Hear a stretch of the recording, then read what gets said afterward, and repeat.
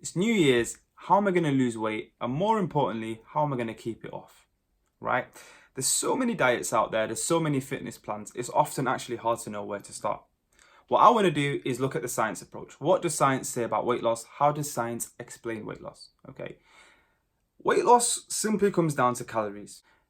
Calories in and calories out. If your calories in are more than your calories out, you're going to put weight on.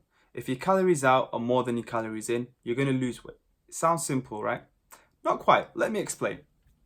So your calories in are made up of your three main macronutrients: carbohydrates, proteins, and fats.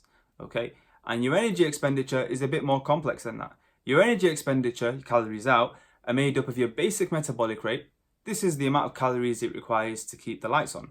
Your exercise activity, this is any extra exercise you're doing throughout the day, whether it's walking, going to the gym, cycling, whatever your preference is. The third one is what we call NEAT. NEAT is non-exercise activity thermogenesis. This is basically random movements that you're doing throughout the day, twiddling your thumbs, going on your phone, the random hand movements that I'm making throughout this video, right? This contributes towards your energy expenditure. The fourth one is the thermic effect of food.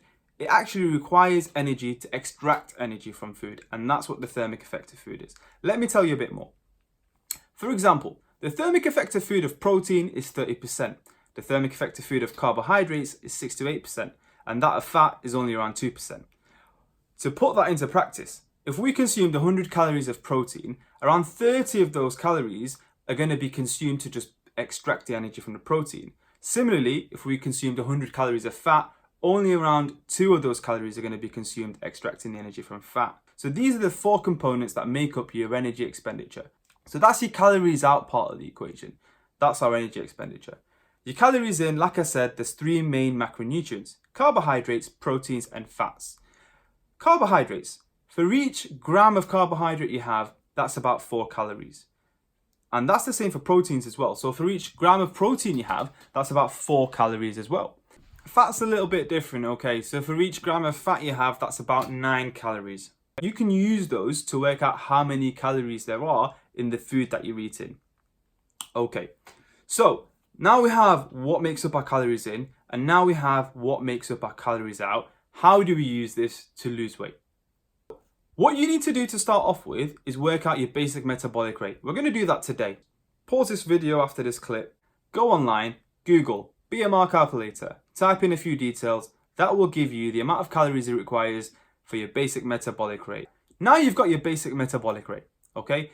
We can use this to work out your maintenance calories. What we're going to do is divide everyone into 3 categories, okay? This is fairly broad, so there might be a period of a trial and error for the first 2 or 3 weeks, okay? So we're going to divide everyone into 3 categories. You're either sedentary, you're moderately active, or you're highly active. Right. Sedentary person is someone who works a desk job, doesn't do much exercise, doesn't really go to the gym. Moderately active is someone who might also do a desk job but goes to the gym or exercises 2-3 times a day. Or they don't go to the gym at all, but the nature of their job is highly active.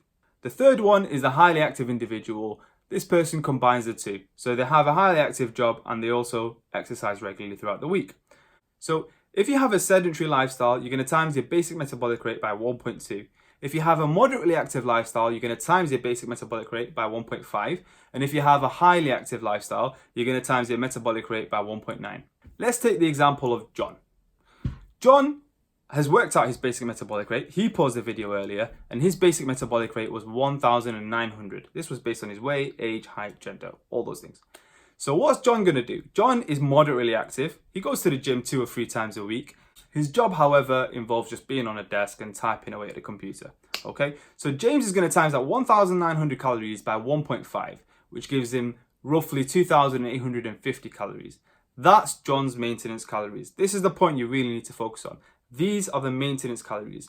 So what this is trying to say is that if we have 2,850 calories, if John has 2,850 calories, he's not going to lose weight and he's not going to gain weight. He's going to maintain his weight. Maintenance calories. In order for John to lose some weight, he needs to make sure he's in a calorie deficit, right? What this means is that John is going to consume less calories than his maintenance calories. I'd personally recommend starting off with no more than 300-400 calorie deficit, okay?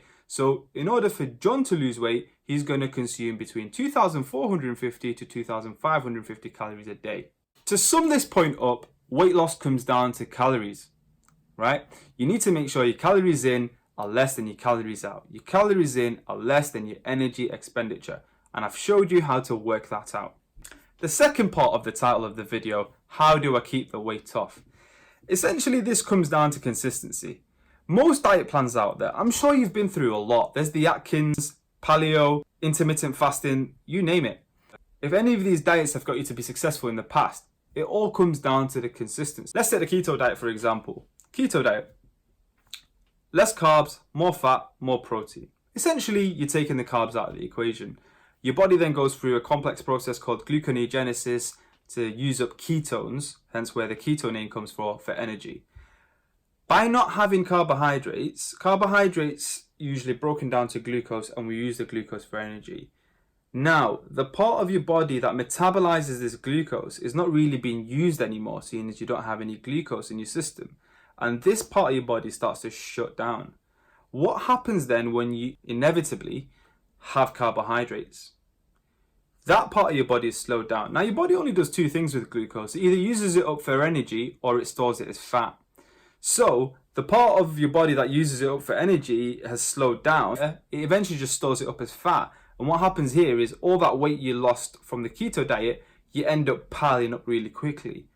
The point that I'm trying to get to is consistency is key, because there's no point starting something that you're not going to be consistent with. So if you like rice, pasta, carbohydrates in general, maybe the keto diet just isn't for you. Where the first part of this video comes in, the calories in, calories out, is that if you actually work out your calories, potentially you can have whatever food you like, as long as it fits into your daily calorie intake. What you got to bear in mind though, is that a bar of chocolate is 500 calories, and a meal consisting of rice and chicken is also 500 calories. The rice and chicken is more likely to fill you up than a bar of chocolate. You just have to compromise sometimes between the two. As a matter of fact, NICE guidelines, this is the National Institute of Clinical Excellence. This is what we as doctors use to guide our daily practice, okay? NICE guidelines actually advise against using restrictive diets, because not only are they not effective in the long term, they actually provide an unbalanced diet, which poses health risks in the future. Right, so to summarize, we've talked about how we lose weight, and we've talked about how to keep it off. Losing weight, calories in, calories out. Calories in, protein, carbs, fat. Work out how much calories you're taking from each one a day. Calories out, your energy expenditure. We talked about the 4 components. We talked about working out your basic metabolic rate and using that to then work out your maintenance calories. Okay? That's how you're going to lose weight. Keeping it off comes down to the consistency, right? You need to pick something that you're going to stick to. You need to pick something that you're going to be comfortable with, and you need to pick something that you're going to enjoy. I hope you found this video useful. I know weight loss can be very hard sometimes, but I truly believe that the best way to go about it is by working out your calories. If you have found this video useful, make sure you comment your basic metabolic rate below. Like, share, and most importantly, subscribe for future science-based fitness videos.